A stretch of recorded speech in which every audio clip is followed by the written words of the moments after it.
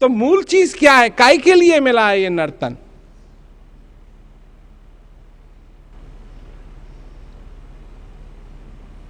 ये तो भूल गए। अब ये करना चाहिए, वो करना चाहिए, अब ऐसा ये होना चाहिए, अब ऐसा वो होना चाहिए, इन सब चीजों में लगे हुए हैं। और ये क्यों मिला है? क्यों मिला है? कि ये ज्ञान का दरवाजा है, मोक्ष का दरवाजा है। इससे तुम ज्ञान समझ सकते हो, इससे तुम आनंद ले सकते हो। तो जब तक तुम अभ्यास नहीं करोगे, सेवन नहीं करोगे, तो तुमको मिलेगा क्या? अब कई लोग हैं जो कहते हैं अजय हमको समझ में नहीं आया। अब समझ में कैसे आएगा?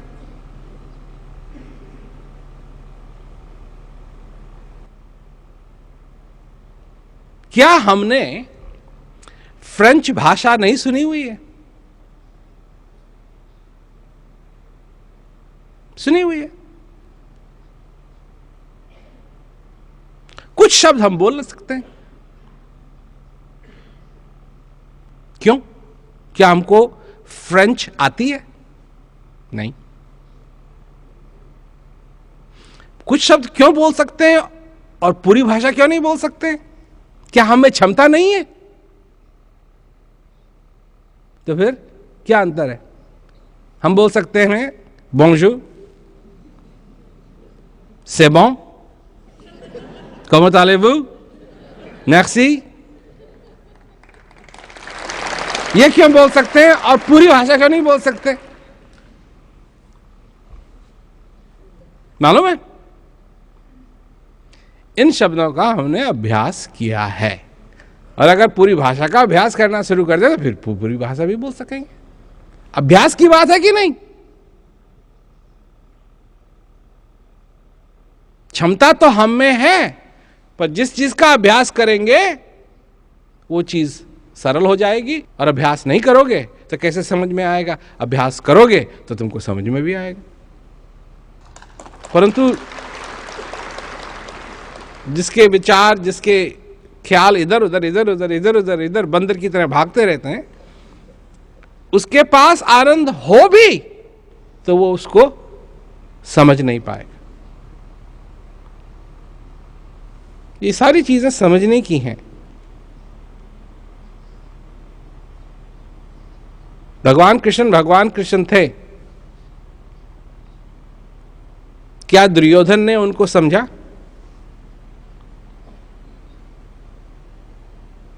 आज भगवान कृष्ण की तस्वीरें बनाई जाती हैं, हाथ में सुदर्शन चक्र है, एक हाथ में शंख है और सिर पे मुकुट है, तेज है, प्रकाश ही प्रकाश है। नहीं देखिए तुमने?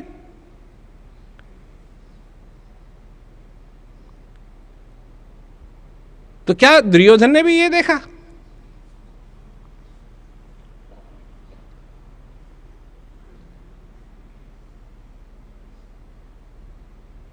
बल्कि दुर्योधन ने तो ऐसी कोई चीज देखी ही नहीं भगवान कृष्ण में जो उसे अच्छी लगे। एक तरफ गोपियां उनके पीछे भाग रही हैं, दूसरी तरफ दुर्योधन है जिनको दिखाई नहीं दे रहा है कुछ भी, वो प्रभावित नहीं है। और अर्जुन,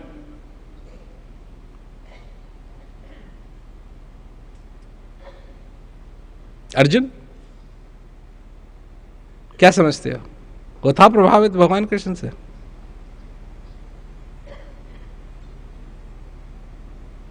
था या नहीं था? नहीं था, नहीं था, बिल्कुल नहीं था। इसीलिए जब उसको दिव्य दर्शन हुए तो क्या कहता है? मुझको माफ करना, मुझको नहीं मालूम था कि आप कौन हैं।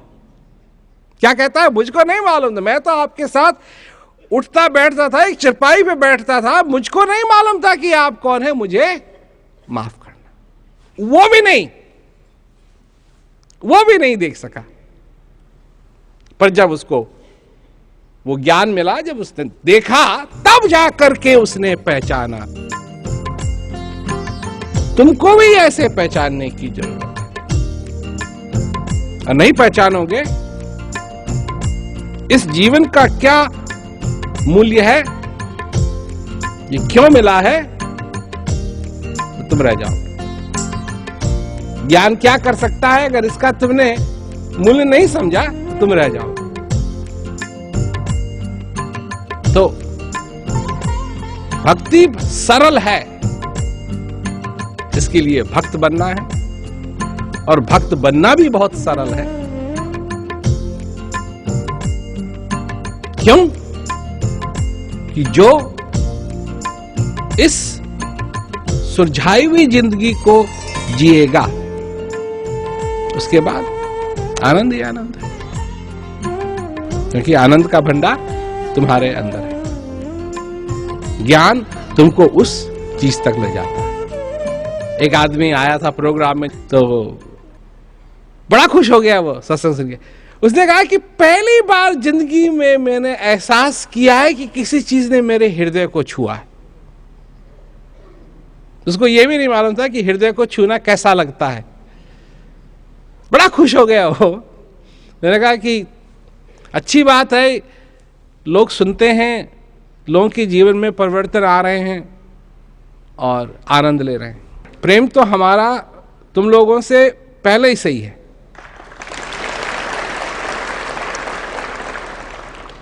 पर अगर तुम चुक चुक चुक चुक से भी प्रेम करोगे, तो चाहे उससे प्रेम करो, चाहे हमसे प्रेम करो।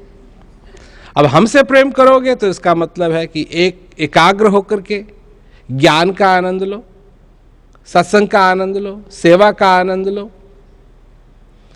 जीवन में तुम जिंदा हो, इसका आनंद लो। तुम्हारे अंदर वो स्थित जो दिव्य शक्ति है, उसका आनंद लो। हम तो आनंद की बात करते हैं, पर अगर तुमको प्रेम है चुक चुक चुक चुक से, तो मैं क्या कर सकता हूं? सारे काम, सारे चीजें प्रेम और प्यार से हो सकती